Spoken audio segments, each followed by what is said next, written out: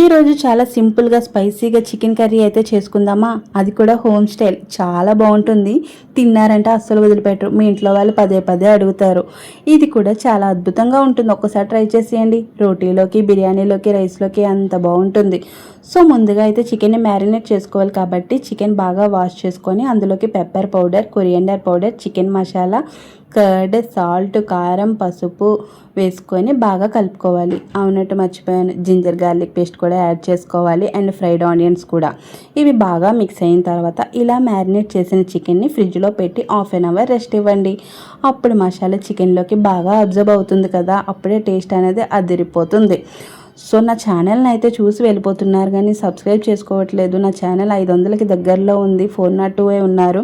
మీరు కూడా సబ్స్క్రైబ్ చేసుకోండి ప్లీజ్. మీ యొక్క లైక్ వల్ల నా ఛానల్ అనేది రీచ్ అవుతూ ఉంటుంది. ఓకే, కుకింగ్ ప్రాసెస్ అయితే స్టార్ట్ చేసేద్దాం.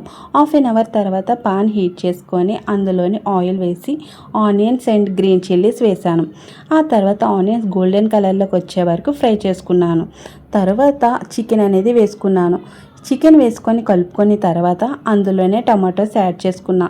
టమాటోస్ యాడ్ చేసుకొని అందులో 20 మినిట్స్ నేను మూత పెట్టేసే ఉంచానండి. 20 మినిట్స్ తర్వాత మూత తీసి కర్రీ లీవ్స్ అనేది వేసేసాను. చాలా అంటే చాలా బాగుంటుందండి. కర్రీ లీవ్స్ వేస్తే మీకు అక్కడే టేస్ట్ అనేది తెలిసిపోతుంది. సో ఇప్పుడైతే చికెన్ని మీడియం ఫ్లేమ్ మీద అలా కుక్ చేస్తే చికెన్ నుండి వాటర్ రిలీజ్ అవుతుంది. ఆ వాటర్లోనే చికెన్ బాగా కుక్ అవ్వాలి. చికెన్ బాగా ఉడికిన తర్వాత లాస్ట్లో కొంచెం కొత్తిమీర వేసుకొని మిక్స్ చేసి స్టవ్ ఆఫ్ చేసుకోవచ్చు.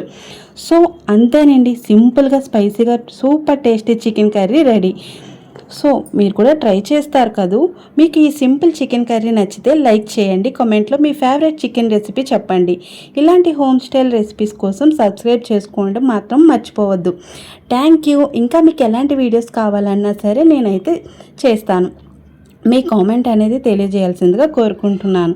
సో మీలో ఎవరికైనా ఈ గ్రేవీ ఇలా ట్రై చేసి ఉంటే నా కామెంట్ సెక్షన్లో కామెంట్ చేసేయండి. Okay guys, bye bye. Thank